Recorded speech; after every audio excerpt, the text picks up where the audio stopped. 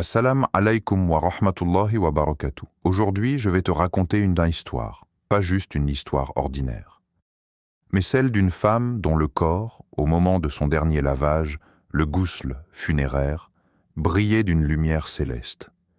Une lumière que personne n'a pu ignorer. Une lumière qui semblait témoigner d'un secret que son âme portait depuis longtemps. Mais qu'est-ce qui fait briller une âme au point que même la mort ne peut éteindre sa lumière? Et si cette lumière n'était rien d'autre que le reflet de son lien avec Allah? L'histoire de la femme de lumière. Elle vivait cachée aux yeux du monde, mais connue dans les cieux. Dans une petite ville silencieuse, entre les murs humbles de sa maison, elle déposait chaque nuit son front contre la terre, là où personne ne regardait. Elle ne cherchait pas l'admiration. Elle cherchait Allah. Son souffle rythmait les heures profondes de la nuit et ses larmes, invisibles, creusaient les sillons de la sincérité. Il y avait chez elle une pudeur qui ne s'habillait pas seulement de tissu, mais d'une pudeur de l'âme, une retenue du cœur. Quand elle est retournée à son Seigneur, rien ne semblait différent. Pas de foule, pas de panique. Juste un calme étrange, comme si même le vent avait décidé de se taire ce jour-là. Mais c'est dans le silence de ce moment que le miracle s'est produit. Alors qu'on lavait son corps, la lumière est apparue. Non pas celle des ampoules, ni celle du soleil, mais une clarté douce, intime, presque vivante. Elle émanait de sa peau comme une réponse du ciel à la vie qu'elle avait menée sur terre. Les femmes présentes se regardaient, figées, le cœur frappé par une vérité silencieuse. Certaines personnes sont connues seulement après leur départ.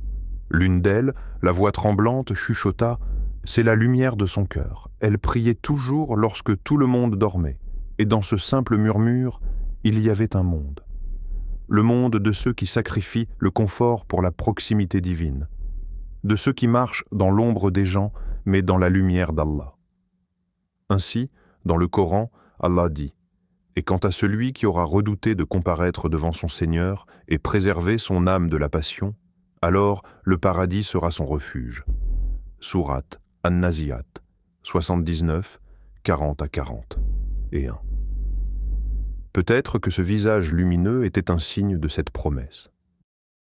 Car parfois, la terre elle-même devient témoin de l'âme qu'elle s'apprête à accueillir. Et dans ces rares moments, même la mort ne fait pas peur. Elle devient retour, elle devient lumière. Une lumière qui ne s'éteint jamais, le secret des cœurs purs. Il existe des âmes qui ne font pas de bruit, mais dont la lumière traverse les voiles de l'invisible. Elles ne cherchent pas les projecteurs, elles cherchent l'agrément d'Allah. Elles vivent dans l'ombre du monde, mais dans la proximité éclatante de leur Seigneur. Leur lumière n'est pas celle que l'on voit avec les yeux. C'est une lumière que l'on ressent. Une paix qui enveloppe, un parfum d'éternité qui s'échappe discrètement de leur silence. On croit souvent que la lumière est visible, mais la plus puissante est celle qui ne se montre pas.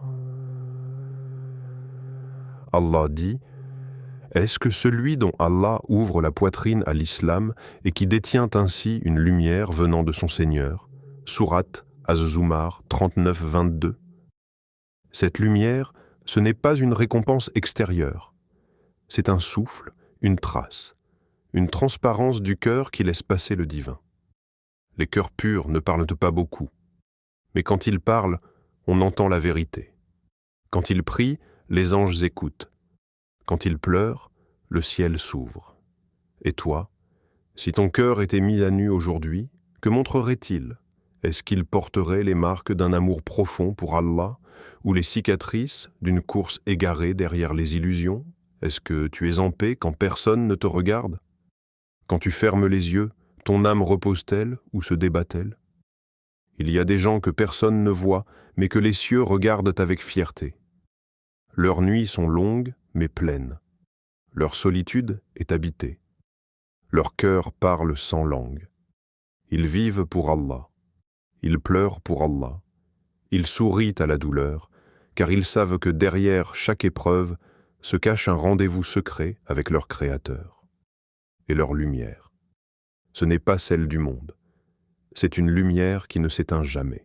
Troisième, les actes invisibles, vus par Allah, elles ne portaient aucun titre, pas de renommée, aucune publication virale, aucun nom cité dans les grandes assemblées. Mais les cieux, eux, connaissaient son nom. Elle priait sans bruit. Elle aidait sans se montrer. Elle souriait sans en attendre retour. Ses œuvres étaient enveloppées dans le secret, comme un parfum qu'on garde fermé pour n'être libéré que devant Allah. Dans notre époque où tout doit être vu, comment comprendre la beauté de ceux qui s'effacent, ceux qui font le bien dans le silence, ceux qui vivent comme des lanternes éteintes aux yeux du monde, mais allumées dans l'invisible. Le prophète Muhammad, paix et bénédiction sur lui, a dit « Allah aime les serviteurs pieux, cachés et discrets, musulmans. » Combien de fois oublions-nous cela? Nous cherchons à être validés par des cœurs eux-mêmes perdus, mais Allah regarde ce que nul autre ne voit. Il observe le battement du cœur au moment du doute, le combat intérieur lors d'un choix, la main tendue dans l'ombre et la larme versée en secret. Et cette femme, elle n'était pas célèbre, mais elle était choisie. Elle ne brillait pas dans ce monde, mais elle éclairait l'invisible. Allah dit dans le Coran, « Le jour où ni bien ni enfant ne seront d'aucune utilité, sauf celui qui vient à Allah avec un cœur pur. » Sourate Ash-Shu'ara 26, 88 à 89. Ce cœur pur, elle l'avait cultivé, pas en public, mais dans les jardins secrets de l'adoration. Car parfois, ceux qui ne laissent aucune trace visible sur terre laissent une trace éternelle dans le livre d'Allah. Quatrième, une lumière pour le jour où il n'y aura plus d'autre lumière. Il y aura un jour où la lumière ne viendra plus du ciel, le soleil sera éteint, les étoiles tomberont et la terre sera secouée. Ce jour-là, les lampes du monde s'éteindront et certaines âmes continueront d'illuminer l'horizon. Allah l'a dit dans son livre, « Le jour où tu verras les croyants et les croyantes, leur lumière courant devant eux et sur leur droite. » Sourate Al-Hadid 57-12. Cette lumière-là ne s'achète pas, elle ne se vole pas, elle ne se fabrique pas au dernier moment. C'est une lumière lente, forgée nuit après nuit dans le secret de la prosternation, dans l'effort de rester juste quand personne ne regarde, dans le pardon que tu donnes, même quand ton cœur saigne encore, dans cette larme retenue par pudeur, mais connue d'Allah. Ce jour-là, ce n'est pas ton visage qui brillera, c'est ton cœur, et seuls ceux qui auront marché dans la lumière ici-bas l'auront là-bas. Pas la lumière des projecteurs, mais celle du repentir, du dhikr, de la sincérité. Alors, pose-toi la question, est-ce que tu es en train de construire cette lumière ou bien as-tu laissé le monde tamiser ton âme jusqu'à ne plus ressentir le besoin d'Allah? Ne laisse pas ta lumière dépendre des regards, fais-la dépendre du regard d'Allah. Et quand viendra ce jour, le jour des ombres absentes, des âmes nues, des vérités éclatées, tu n'auras que ce que tu auras préparé. Et peut-être qu'une seule prière, dite dans le silence, avec un cœur brisé, suffira à illuminer ton chemin dans les ténèbres. 5.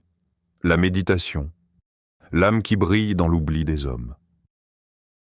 Ferme les yeux un instant, respire doucement et imagine ton dernier jour.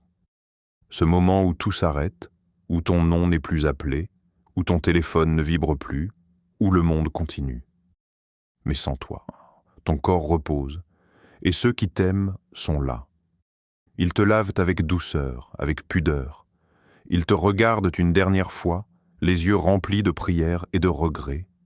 Mais il y a une chose qu'ils ne peuvent ni voir ni toucher, c'est cette lumière, que tu as construite sans qu'ils le sachent. Une lumière faite de prosternation secrète, de dhikr que seul Allah a entendu, de pardon murmuré dans ton cœur blessé, de patience contenue dans le silence de tes nuits. Cette lumière, personne ne peut te la voler, elle est à toi, et elle est pour l'éternité. Allah décrit un moment bouleversant, et la terre resplendira de la lumière de son Seigneur. Sourate Az-Zumar 39-69.